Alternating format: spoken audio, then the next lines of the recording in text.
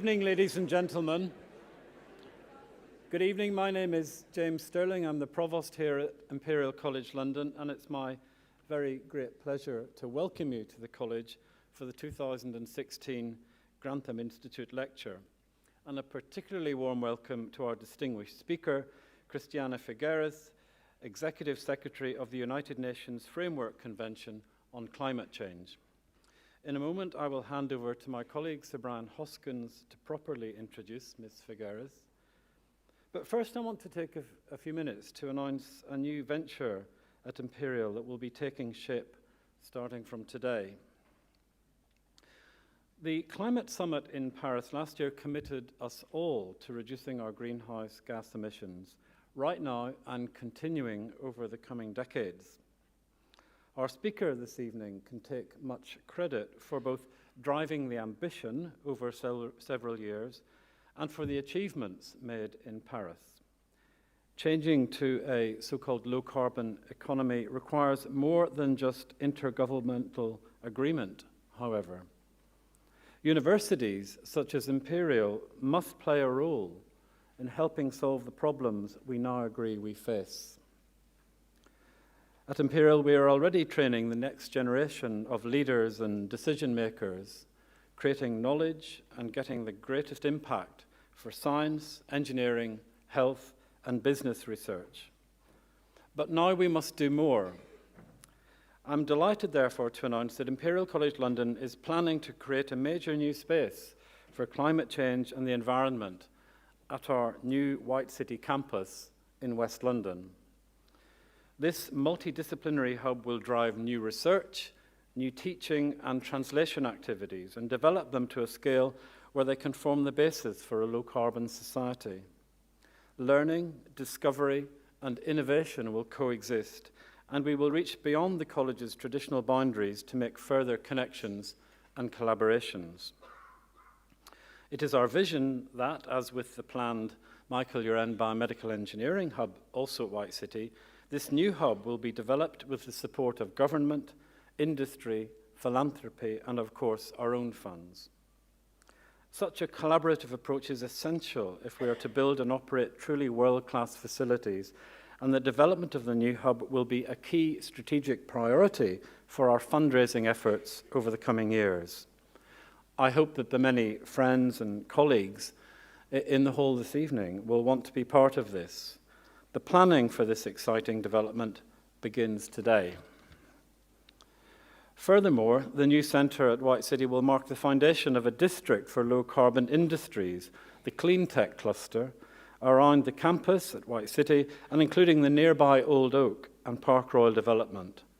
This vision has already had the backing of the Secretary of State for Energy and Climate Change, Amber Rudd, and the Mayor of London, Boris Johnson.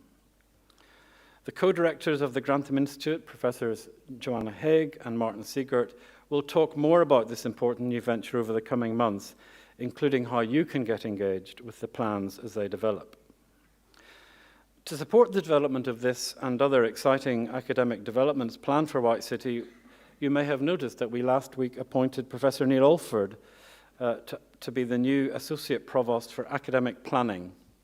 Neil will work on defining and developing the new multidisciplinary research facilities and research hubs at White City, and will provide high-level academic leadership of our emerging plans there at a time when we are looking to step up the pace of our development.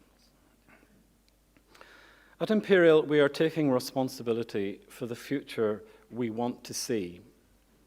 The Grantham Institute has, over many years, enhanced our strengths in climate change research, thanks to generous support from Jeremy and Hannelore Grantham, for which we continue to be immensely grateful.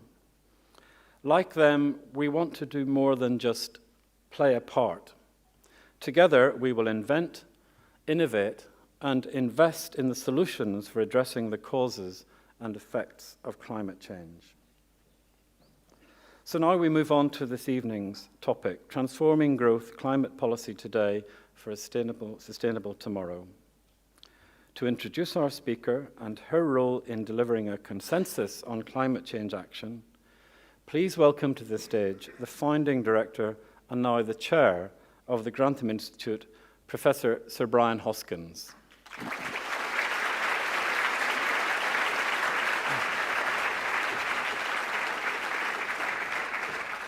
Well, thank you very much, and let me add my welcome to you to this Grantham Annual Lecture, the 2016 lecture. And it's a great pleasure of mine to introduce the speaker today, Christiana Figueres.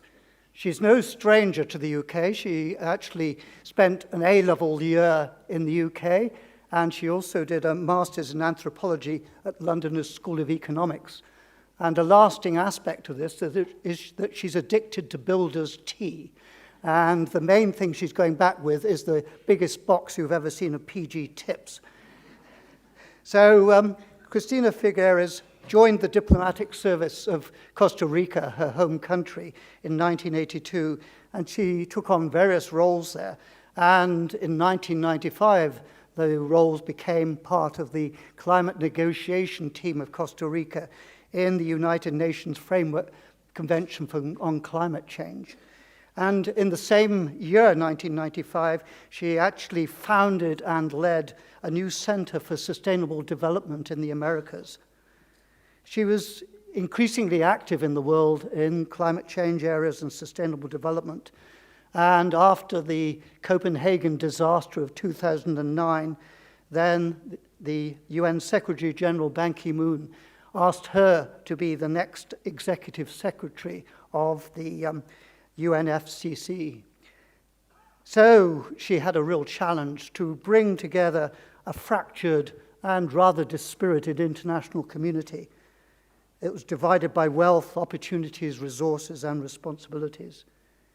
And due in no small part to her leadership and her diplomacy over 5 long years, I'm sure they were long to her, COP21 in Paris then was a breakthrough agreement, the breakthrough that we'd all been hoping for, that gave the promise that we really can limit climate change to a level that we can all just about cope with. So it is a really great pleasure to have her here tonight, the UN Chief Climate Diplomat, and to hear the insights that she has on where climate change is now on the diplomatic front and on all other fronts, and where it may be going in future. So therefore, I ask you all to welcome to the stage Christiana Figueres to present the 2016 Grantham Lecture, Transforming Growth, Climate Policy Today for a Sustainable Tomorrow.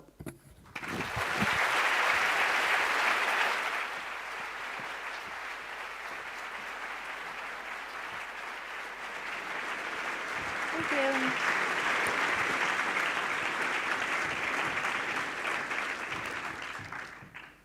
Well, good afternoon. Thank you very much, sir. And thank you to, I see quite a few people in the audience who worked long and hard, seriously long, several years, quite a few years, to get to the Paris outcome that we have today. So thank you to all of you for your very different ways in which you contributed to that success. And I think a lesson learned from that is, if it's complicated, it doesn't mean it's impossible. It just means we have to all work together and very hard, and then we make it possible.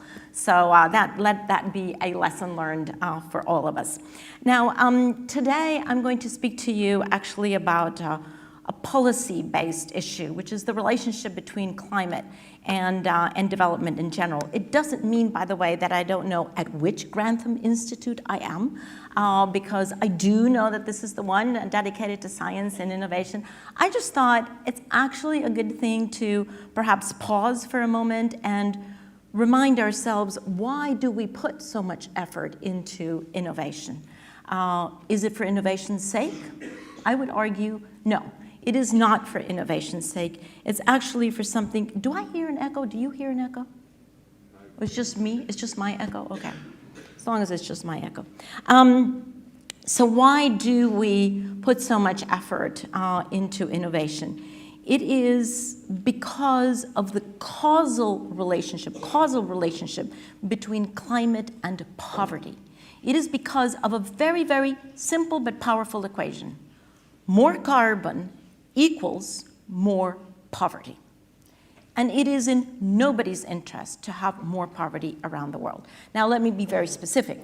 more carbon in the atmosphere, not more carbon in the soil, but more carbon in the atmosphere, not solidified in any way, equals more poverty, and especially it equals more poverty among the already poor and vulnerable populations, because it means wastelands increase, it means food and water security decreases, it means health costs go up, it means infrastructure lifetime goes down, all of which produce more cost for any national economy and disproportionately affect those at the bottom of the pyramid already.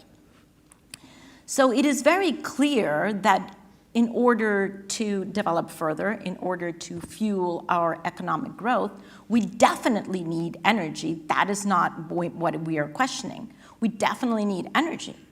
And energy is, in fact, at the foundation of all of our economic growth, as we have seen over the past 150 years. However, what we don't need is the fossil fuel source for the energy that we have had over the 100 or 150 years. If I were to summarize the Paris Agreement into one sentence, I would say the Paris Agreement is all about how are we going to decouple GDP, unfortunately still the measure of economic growth, very unsatisfactory, but the one that we choose to use until we invent something else. So how do we decouple GDP from GHG? Because GDP, economic growth, and greenhouse gas emissions have been increasing hand in hand for 100, 150 years, and that can no longer be the case. We need to decouple those two curves. If we don't do that, we are actually sealing ourselves, with an S, not a C, sealing ourselves into a world of more inequality. So the first equation that I wanted to explore with you is more carbon equals more poverty. Now, conversely, is that also true? The converse equation? Sort of, or as the Germans would say, jein, which is both yes and no. I highly recommend every language have a word like that. The other equation seen from the other perspective is net zero carbon, which is what the Paris Agreement has actually called for by the second half of the century, equals not zero poverty, it equals less poverty. Why? Because poverty is affected or magnified by other things in addition to energy or the carbon intensity of energy, but there is a very, very close relationship between zero net or net zero, whichever way you want to call it, and less poverty. Why? Because the more that we can decarbonize our economy, the more we would be restoring lands in order to have better agricultural productivity, in order to stabilize aquifers, the more we will increase energy access, whether that is decentralized, because that is what renewable energy allows, is decentralized access to energy, which you don't get with fossil fuels, certainly not for centralized power plants. And of course, you can also use renewable energy to put it on the grid. We are getting to the point where renewable energy is now at grid parity in a growing number of jurisdictions, and we are also, as a society, investing into storage so that we can deal with the variations in renewable energy. So we're almost there with renewable energy. It also means, should we go to zero net carbon, it also means more resilience in our infrastructure. It means better energy independence, better balance of payments. Please picture Pacific Islands that are still importing, I have to clean this, Pacific Islands that are still importing fossil fuel to generate energy, and they're paying up to 37 cents per kilowatt hour. That is completely crazy. Why? Not because of the cost of fuel, because if you haven't noticed, the cost of oil has gone down quite dramatically. They're paying that because of transportation, because no matter what the cost of fuel, they still have to transport it to those fantastic islands. So balance of payments is very, very difficult for small economies, particularly for small, isolated economies, because they're still paying huge amounts of money out of their very scarce resources for energy. To say nothing of the fact that, of course, the transformation that we have already started and that is already underway toward this new energy revolution that we have actually creates jobs, creates many new industries, improves health, and as I have argued, strengthens the economy. So I would summarize that by saying net zero emissions is actually the only way to make poverty eradication possible at all, because otherwise we continually will recreate the basic infrastructure that we have, and poorer economies cannot afford that constant reconstruction, and if they have to do that, they don't have money for anything else. So going to net zero emissions is the only way that we stand any chance of eradicating poverty, and less poverty in the world, which is our common goal here, is actually the only way to ensure that we can withstand the impacts of climate change. So a very, very close relationship between carbon in the atmosphere and poverty levels around the world now and certainly in the future. My second point is that in addition to a causal relationship between climate and poverty, there is also what I call a directional relationship between climate and all of the relevant sustainable development goals, of which there are 17, and they're not all absolutely interlinked with climate change, but most of them are. And there is what I call a directional relationship between those SDGs and climate. What do I mean by a directional relationship? There is one goal that has to do with energy access, ensuring energy access. Well, we know that because of the challenge of climate change, yes, we have to improve access to energy around the world, but there's only one direction in which that can occur, and that is toward low carbon energy. We cannot afford, as a society, to increase access or to solve poverty, as some would argue, with high carbon. That is just absolutely anathema.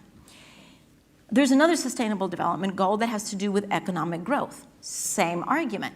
Yes, we need further economic growth. We certainly need to provide those that are at the bottom of the pyramid and in still developing economies with the benefits, the creature comforts that we all enjoy here in this fantastic country. But there's only one way in which the economic growth can go, and that is decoupling from GHG. Absolutely low carbon economic growth. We have another SDG that has to do with industrial innovation, quite close to home here to the Grantham Institute. So industrial innovation and infrastructure, well, same argument. There is only one way that we can actually afford as a society to continue to invest in innovation and in the building and in the improvement of infrastructure, and that is low carbon innovation. So all innovation from now on, my dear friends and students, needs to be low carbon. And I was delighted because we just had a presentation from 3 PhD students, or almost post PhD students, about their innovations, and every single one of them is working on some low carbon solution to the issue that they're dealing with. And that is exactly the way that we need to go. Infrastructure, same thing. We have to be able to produce, to design infrastructure that is resilient, that is low carbon. We cannot continue, in fact, to build with the materials that we've been building over the past 150 years. So they're a huge space for innovation into better building materials. Cities and communities, another SDG. Yes, of course, we need more cities and more communities. Well, I will remind you that we're waiting for 2 billion cousins to join us very soon in this home of ours. But there's only one way that we can continue urbanization, which will soon be the home to 80% of the globe's population. They're going to be living in cities. We're going to be living in cities. Well, yes, those cities need to be inclusive, but above all, we need to design and build cities that are built for woman, man, and child, not for car, bridge, and buildings, right? We have been building cities structurally, thinking of the transportation, thinking of the building itself, and not thinking of the human beings that are living in those cities. That's the kind of city that we need to have. We need to have, instead of urban sprawl, we need to have urban gardens. That's the way that we should be defining and describing the cities that we will be building in the near future. They need to be urban gardens. They need to be cities in which we produce as much food as we're going to consume, in which we recycle as much water as we need. We certainly should be producing as much energy and more. Every single surface is basically a latent power plant. And we should be producing as much energy in those cities as we're going to use, and in fact, even more to send out to other areas. So a very, very different concept of cities. And then, of course, all of that comes down to consumption and production. Same argument. We need to go only in one direction, and that is low carbon consumption and production. So a directional relationship between climate and the SDGs. My third point is, however, that while there is a causal relationship between climate and poverty, and a directional relationship between climate and many of the SDGs, and I didn't go through the whole list, there is, however, a stark contrast, a fundamental difference between climate and the other SDGs with respect to the timing and the pace. That there is no relationship with. Why is that? Because if you look at all of the Sustainable Development Goals, some of which I have mentioned to you, there is, of course, admittedly, a social and a moral urgency, and in fact, an economic urgency to getting to those goals in an appropriate time.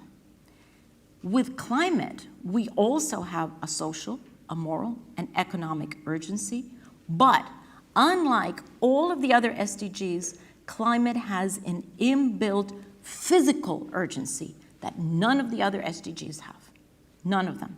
And that physical urgency has very, very little elasticity. In fact, we are 2 minutes to midnight on climate change. Fantastic that we got to the Paris Agreement. If you ask me, the Paris Agreement is 10 years too late. And it has really put an incredible amount of pressure onto innovation, onto energy evolution, because now we have to get to be able to get to global peaking very soon and descend, and we should have had a little more time, but we have actually exhausted that time. And let me just explain to you with a couple of numbers why the physical impacts of 1.5 degrees, which is the aspirational goal in the Paris Agreement, to 2 degrees, which is where we want to go anywhere below 2 degrees. That is the threshold. The physical impact and the physical urgency of climate change is actually embodied in that threshold that we have already agreed, thanks to science, that we cannot go above 2, we will stay well below 2, and the aspirational goal is to get to 1.5. 2 points on that.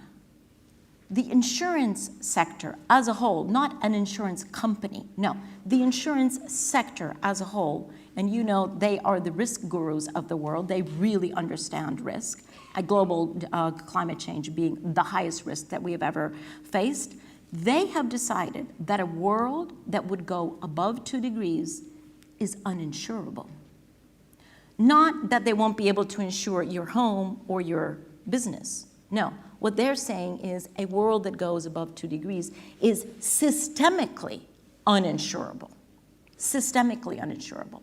So can you imagine that we would live in an economy that is systemically uninsurable? It's completely impossible. So we already have, not just from science, but actually from those who manage risk and value risk, we already have the threshold of staying below 2 degrees just for economic stability, just for the fact that they would then be able to insure. What that means from an economic perspective is that we would get, should we continue with with business as usual, we would actually perhaps get to a point that is nonlinear, that we would go beyond the thresholds of current marginally different weather patterns and natural disasters, and we would go over a threshold to effects that we can't even predict, that we cannot project, that our climate models cannot explain to us yet. We would be in a world in which we cannot project, assess, measure, or ensure the risks. That is a world that we have to avoid at all costs. A world that goes over 2 degrees would also have human costs, in addition to the economic costs, that just are beyond anything that we would feel is responsible for us as human beings. Because the loss of land, the loss of livelihood, the loss of homes, and the loss of life would be unmeasurable. So we do have physical urgency in keeping the increase in temperature to well below 2 degrees or 1.5. Seen from a carbon budget perspective, because I think it's important to understand this, what does that mean in terms of emissions?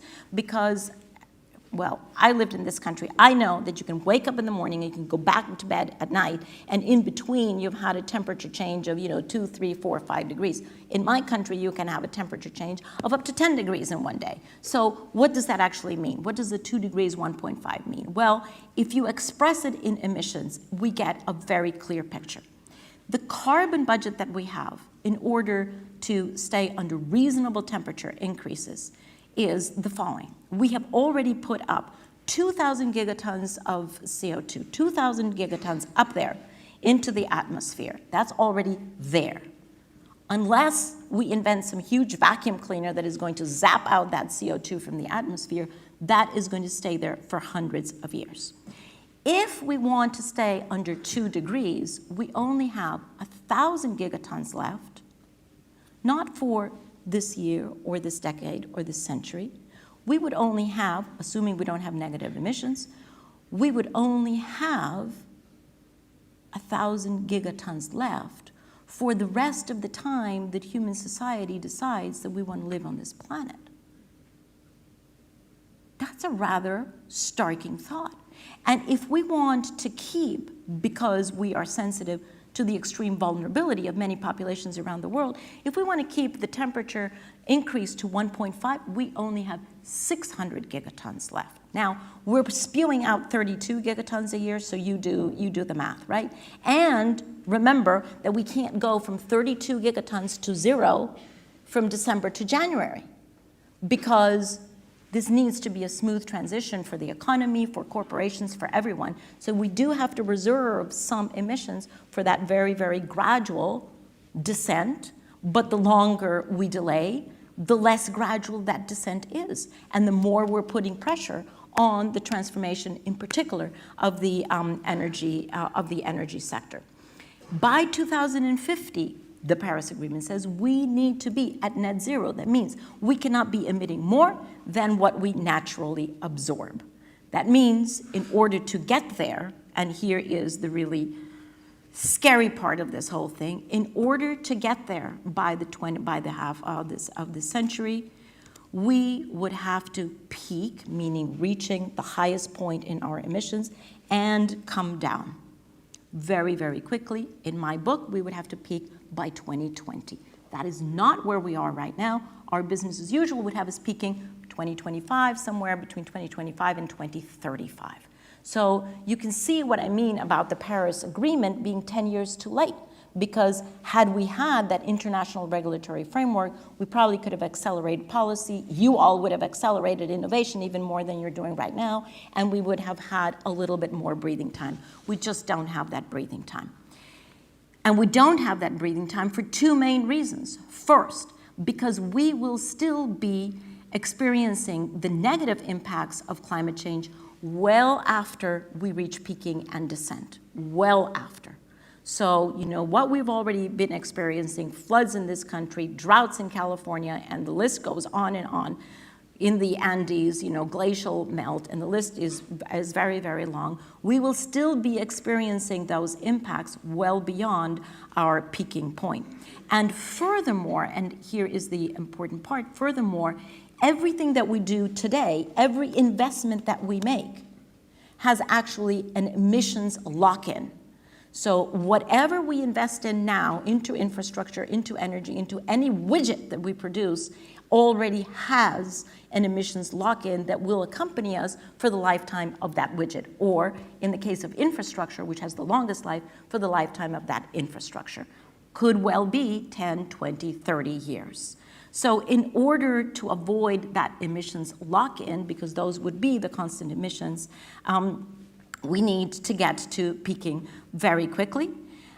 We would, of course, you may be aware of the stranded asset literature that says that those assets that are high carbon will get stranded by the economy or by physics, because either way, policy or physics will strand these assets. Or the other option that we have is to exert more political encouragement to protect those assets. So when you look at those who are the owners of those assets, the high carbon assets, you can see that they're sort of caught between two chairs. Because of course, on the one hand, they would like to get the most use and the most run out of those assets, although they know that they're going to be stranded. On the other hand, in order to get that run, they will be encouraging countries to actually protect those assets by delaying climate change policy at the national level. So whichever way policy goes, whether it goes to protect high carbon assets or to encourage the creation and the investment in low carbon assets, that is the way that we will be seeing our economy go. And it is actually yet another very, very simple equation. The quality of investment today equals the quality of energy tomorrow, equals the quality of life forever. The quality of life forever. So we come back to the importance of today. It is not correct to think that we're going to deal with climate change tomorrow or, by the year 2050. No, we have to deal with it today. We have to make an intentional choice to actually invest into R&D, into all kinds of technological innovation, into resilient infrastructure, into low carbon infrastructure, because otherwise we're locking ourselves in. Now, all of that is the bad news, the warning signal, right? And I feel, frankly, like I have swallowed an alarm clock because of all of this. So I invite all of you to swallow an alarm clock and to realize it really does make a difference what we're doing today. However, at the same time, let me put out the good news here. Because the good news is there has never been a bigger opportunity and a more auspicious moment to make this change in the carbon intensity of the global economy. Never. Right now, we have at least 3 conditions that are unprecedented. Condition number 1. Starting with the financial crisis in 2008, one of the results of the financial crisis is that we have accumulated a huge amount of capital that is sitting literally under, people's pillows and under mattresses, a huge amount of capital that is sitting there that still does not have a destination. Capital that is looking for investments at the scale that the capital is actually constantly growing. So we have an accumulation of capital over here in this corner.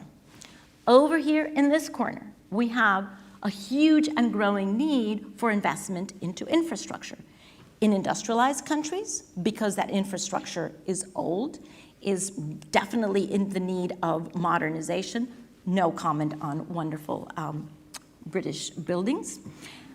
But the infrastructure, you can, just look around you, right? We have completely energy inefficient homes, energy inefficient buildings. The infrastructure needs to be modernized in industrialized countries. And in developing countries, well, there's a huge lack of infrastructure because there's a growing population, a growing need for new energy, et cetera, et cetera. So there is the need for new infrastructure that cannot follow the pattern of what we've had before.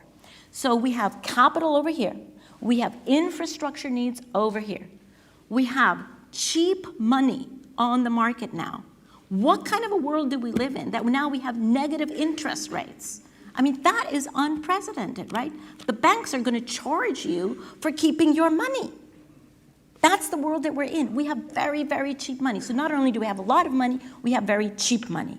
And all of this comes at the exact same time in which we're now reaping the benefit from the decreasing cost of renewable energy technologies. From the year 2008 to now, solar technology, just to use that one, has actually decreased in cost by 80%. Wind has come down by 40%, and both of them have increased their efficiency. And other technologies similarly, although nothing as spectacular as solar. So we have these conditions in front of us, and what we need to do is actually to put all of this together.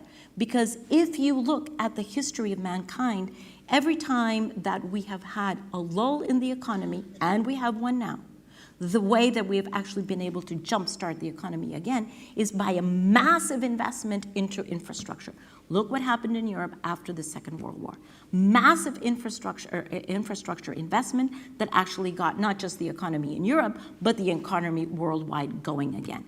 Well, my friends, it is time for a massive investment into low carbon infrastructure, into resilient infrastructure that can get the global economy going again.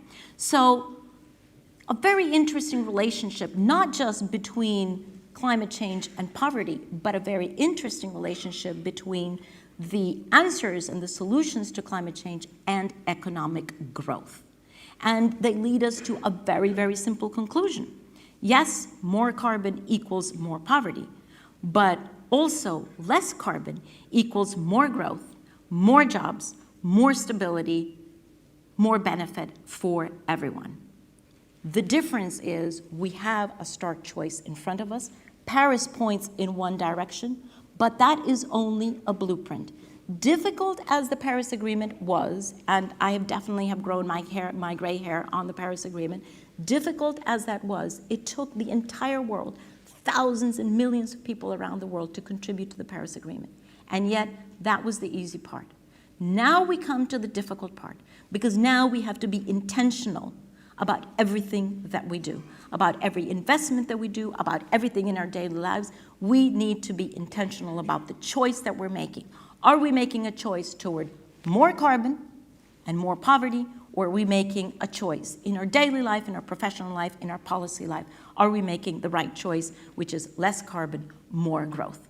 The choice is for us. Nobody can exempt you of the responsibility of taking that choice, whether you're an individual, whether you're head of the company, whether you are a mayor of a city, whether you are the head of a government. The choice needs to be made, it needs to be intentional, and above all, it needs to be urgent. Thank you.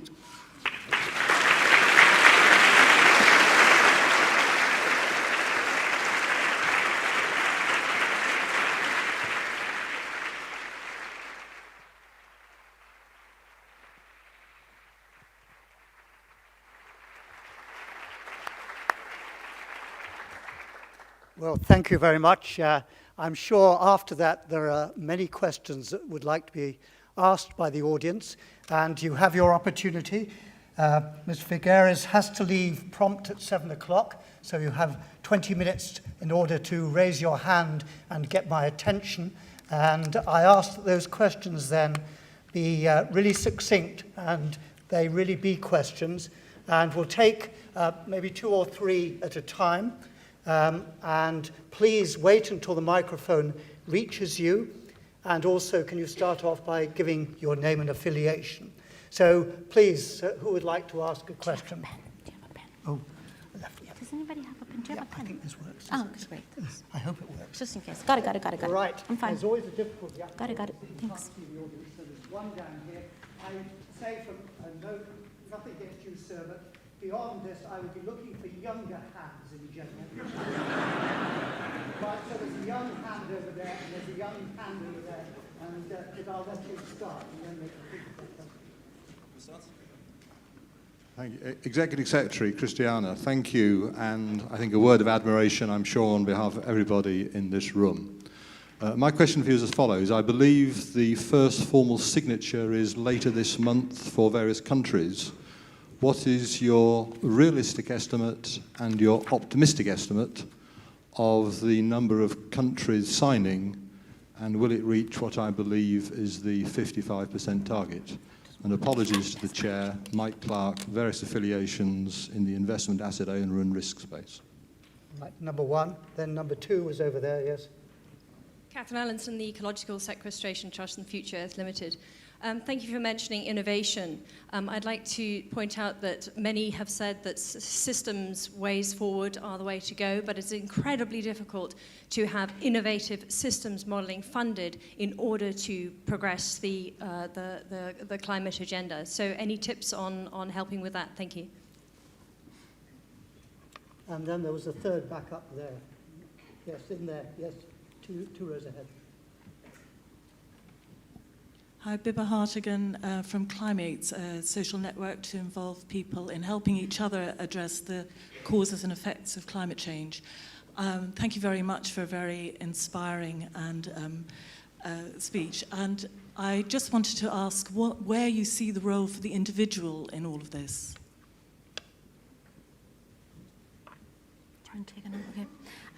Signatures. So let me first clarify that there are 3 legal steps that you have to any international treaty. The first is the adoption, the second is the signature, and the third is the ratification. So the Paris Agreement was adopted unanimously. You try to do any decision unanimously in your family, and you tell me how easy that is. So, you know, the family of nations, 195 nations, unanimously decided to intentionally change the course of the global economy. Not bad, okay, for a unanimous decision. But that was just an adoption. Then we go to the second step, which is the signature, and this agreement opens for signature on the 22nd of April, which is Mother Earth Day, and will be open for a whole year until the 21st of April of 2017. The current record of any United Nations treaty on opening day of signature, because they're always open for 1 year, is 119 countries that came and signed the Law of the Sea. I just say that because we now have confirmation from 130 countries that they will come to New York to sign. It literally is a, you know, you can't do this electronically. That, you know, the internet hasn't reached that far. So you do have to, you know, use a pen and sign. And 50% of those countries will be represented by their heads of state or government, again, which is amazing, just amazing. So that is the current tally. We think that there may be more coming than 130, but you know, let's see what happens on April 22. In addition to that, we know that at least 10 of them will come with the signature and with their instrument of ratification, because the legislative process in those countries allows them to do that. Most countries don't allow that. Most countries, you do have to sign first and then ratify. So the 55% that you referred to do not refer to signature, they refer to ratification. The Paris Agreement will come into effect once we have at least 55 countries that represent at least 55% of the global greenhouse gas emissions, and once they have ratified, acceded, or joined the agreement, then the Paris Agreement comes into effect. And I will tell you a fun story. So the original text, or the text that we had for a long time, said that the Paris Agreement would come into force in 2020, and that was in many of our draft texts. Well, at some point, that will remain undescribed, at some point the decision was made to just make it impersonal. The decision was made to remove that sentence, and you will not find that sentence in the Paris Agreement. The reason why that sentence was removed is because of a collective sense that actually this could go into effect before 2020. So it wasn't that we made a mistake. There was a collective decision. Let's remove that and let's see if we can actually get, and you heard it here first, I think that we will have the Paris Agreement in effect by 2018. 2 years before it was originally intended to go into. For the lawyers in the room, if there are any lawyers, it causes huge havoc because in the meantime we have the Kyoto Protocol running and there's, the lawyers are very, very scared about this, but well, somehow we will lock all the lawyers in a room and have them fix that situation for us. So good news on the signatures. So to those who say, well, climate was on the political agenda in 2015, but in 2016 it has fallen off the agenda, wrong. We have, a really impressive showing on the 22nd of April. Sorry, but systems, where to get funding for systems integration, totally above my pay grade. I have no idea. I really am completely out of depth there. So you will have to ask someone much more informed than myself.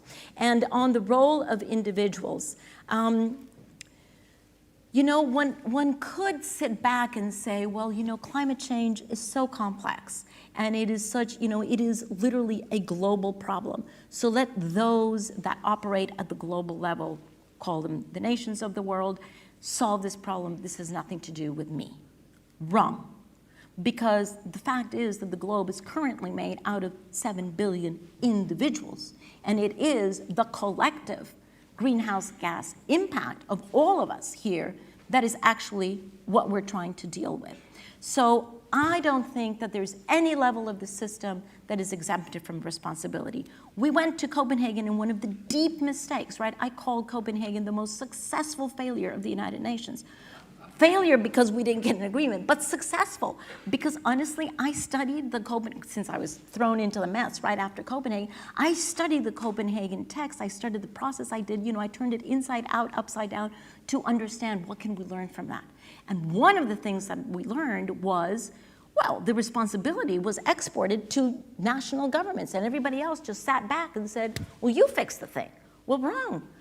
What we see in the Paris Agreement and the lead up to the Paris Agreement that yes, national governments need to be there and they need to give the signal and the direction and chart the course.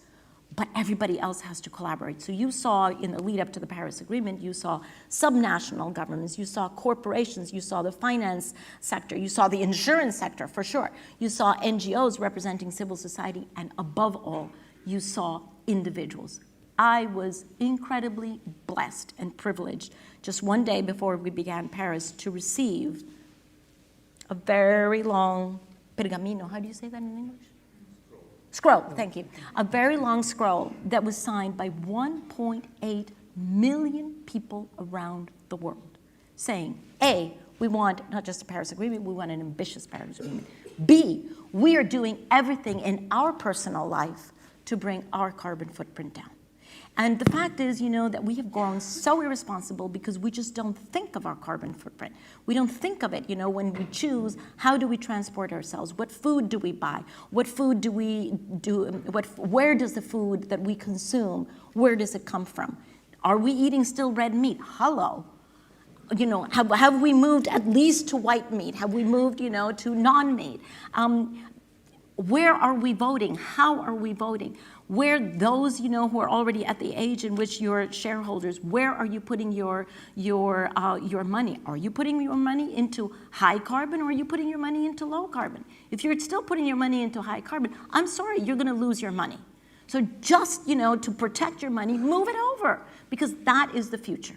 So individuals have a huge, whether it be with our personal behavior, with our political choices, with our economic behavior, we have huge amount of responsibility and opportunity to chart the right course. Thank you. Right, so we'll have 3 more. So there's one there just by you, yes, and one behind you there, and I should look further up the hall, and yes, I'm going for the one near the back there. Up there. So second row to the back on the left. Right.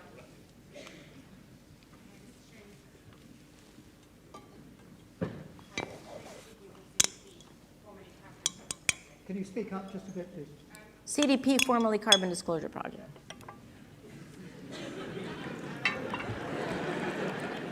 Over to you.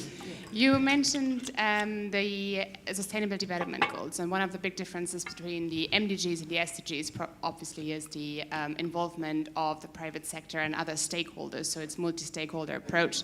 And I was wondering whether you could say a couple of words about the role of non-state actors in the UNFCCC process going forward. Absolutely critical. And I have to tell you, yet another lesson learned, from our most successful failure in Copenhagen is that the private sector was not included, was not consulted. In fact, I will have you know that, the way that the system referred to the private sector was the P word, okay? It was so taboo that it was the P word. Well, the private sector has really come into its own. And a lot has to do with the disclosure that CDP has championed. But, the corporations are now not only assuming their responsibility, they are really seeing, and this is the most important part, that it is in their interest. It is in their interest to let go of the old technologies and move into the new technologies. I just came from a fantastic, meeting this morning about the shift in capital, and somebody was making the comparison between moving in the computer sector, moving from mainframe. Please raise your hands if you know if you used a mainframe. I did. Okay, so you know that it was a computer about half the size of this room, et cetera, et cetera. And now look at the little computers that we use in our pockets. So the movement from mainframe to PC to iPhone and tablet is akin to the kind of transformation that we're going to have now, finally, in the energy sector, because we haven't really invested in the evolution of the energy sector for 100 years. And so it is all about, these corporations have begun to understand that it is in their interest to actually go with the flow into the future, to pull the future into today, to pull the future into the present. And those who are still in the past are actually going to be losing the value of their corporations.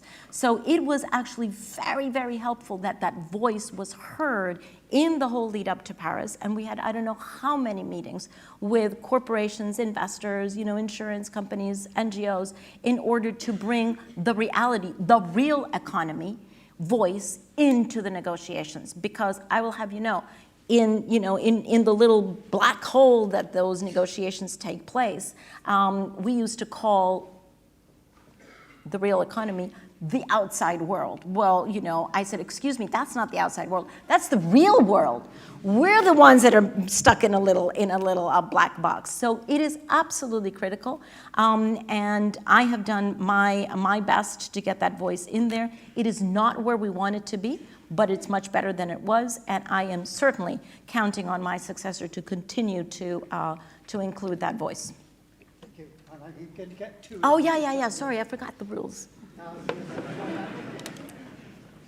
I can hear them. Yeah. Okay. There was one there, yeah. Andrea Ilish from the Institute for European Environmental Policy. Many thanks for your talk. My question is related to the MDGs, SDGs as well.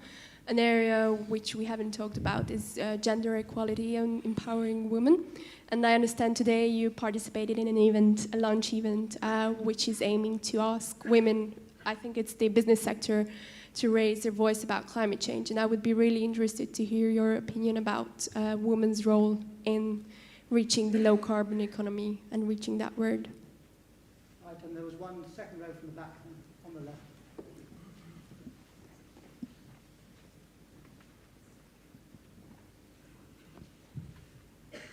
Marieke Beckman from the Center for Carbon Measurement at the National Physical Laboratory.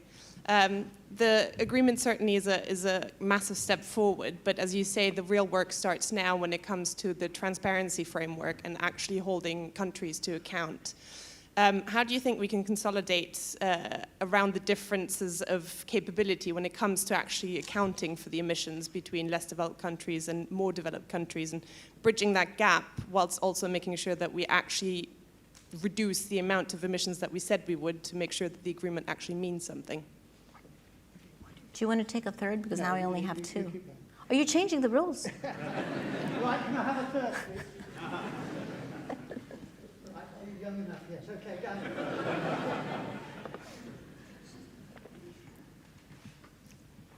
Thank you. Scott Young of Gemini Capital, mainly in carbon reduction technologies. The question is a very good point about trying to have more money going into infrastructure investments in low carbon technologies. But how do we somehow make that as enticing from a capital gains point of view and a yield point of view with traditional investments without the need for government subsidies and so forth? And I see that as a real sustainability issue. Thank you. So let me take the first and the third together because they're very related. Yes, we had a very, very interesting discussion this morning that could be summarized as a very interesting phenomenon that there is a preponderance of men in the energy sector, and there is a growing preponderance of women in the climate change sector. So what's that all about? Very interesting, right? I mean, one could say, well, maybe the women are working on the solution part. Maybe. But here are some of the thoughts that came up this morning. Very interesting. So first, and these are irresponsible simplifications because there are many fantastic men, so please do not take offense, okay? But women tend to think more long-term because we are biologically prepared for that, to take care of our children, over many, many years. And we think more long-term. If there is one very detrimental approach to finance, it's short-termism. And so we tend to have much more of a tolerance for the risks or all of the conditions that come with long-term thinking. Women tend to be more inclusive, more collaborative. Can you imagine any topic that needs more inclusion and more collaboration than climate change? Women tend to work in service of others. Climate change requires that we understand that all of us here today, every single one of us, is here in service of A, the most vulnerable who are already here on this planet, and B, everyone who's still to come to this planet. And we need to understand that that is our guiding light. And the finance discussion was also very interesting because there were many data points given that although men continue to be in the finance world, sort of in the hedge funds, et cetera, women tend to be in the ESG part. And so, you can see that there is a very different approach. There's a very different approach to how we do our corporations, how we do our finances. So the discussion today was around 2 degrees of change. And that was let's stay well below 2 degrees, certainly, but also maybe what we need now is more participation. Because here is the absolutely, the killer fact there. We have, for thousands of years, we have, as a human race, we have gone through, the hunters and gatherers, then the agricultural age, then the mechanical age, industrial age, and then the information age. And now we're moving into the sustainability age. And, all of us will be part of that. It's a very exciting age. Throughout all of those previous ages, frankly, my dear friends, we have been hopping with 50% of the talent, 50% of the productivity, 50% of the potential of mankind, because we've been relying on men to do the whole job. So somehow, it's true. And we have 2 genders, in case you haven't noticed, and we have 2 feet. So the only way to move forward is to use both of our feet, okay? And to bring the full potential that we have as a human society, bring the full potential to bear. It does us no good to keep 50% of the potential, 50% of the answers, 50% of the skills somewhere in a closet. Let's bring that 50% out and let them contribute, let us contribute to the solution, because hopping through, with 50% hasn't really gotten us very far. So that is the answer to the women part. On the yields, actually not correct anymore. There is study after study after study that shows that because of the decrease in the cost of technologies and because of the volatility of fossil fuel, that actually, if you look long term, if you go and decide, on quarterly reports, then the conversation has stopped right there. But if you do take a long-term vision and you look at the long-term return and the long-term safety and security of investments, then it is no longer true that fossil fuels actually have a higher yield. In fact, the contrary is true.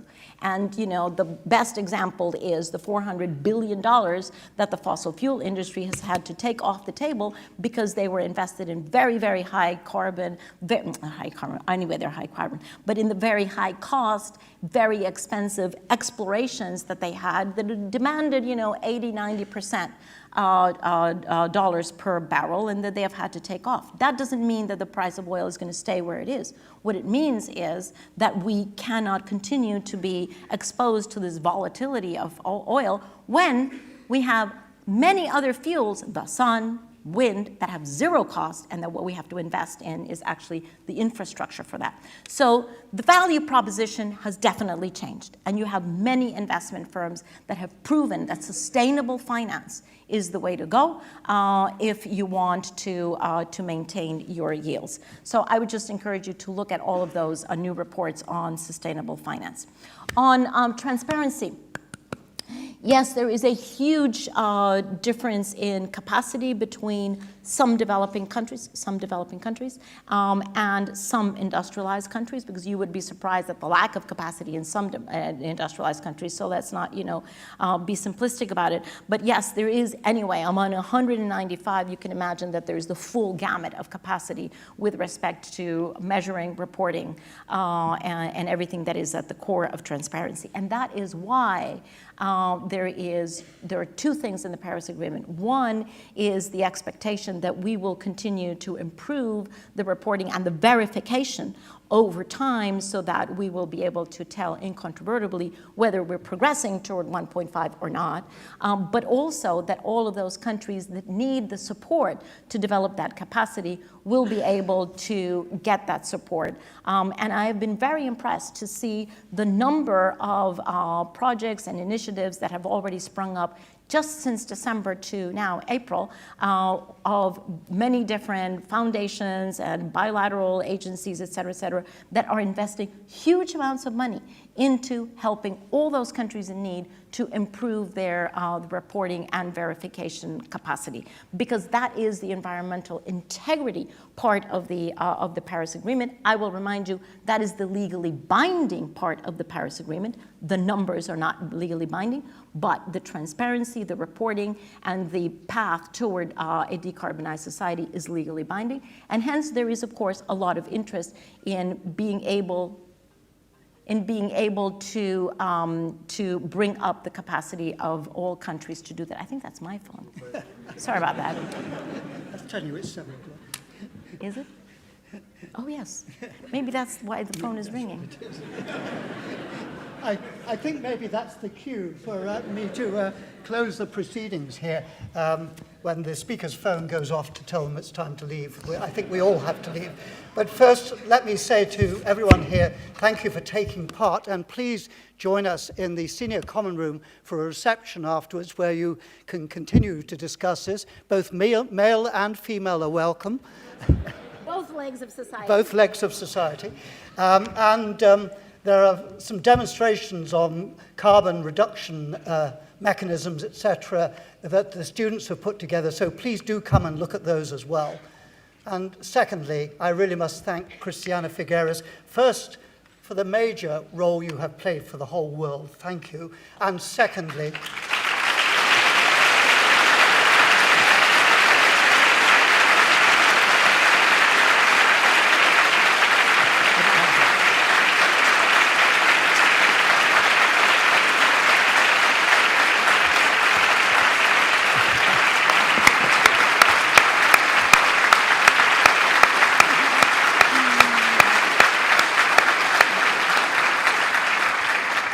And secondly, for your stirring lecture tonight, where we have seen many of the qualities that enabled you to play such a role in that Paris negotiation. Thank you. Thank you.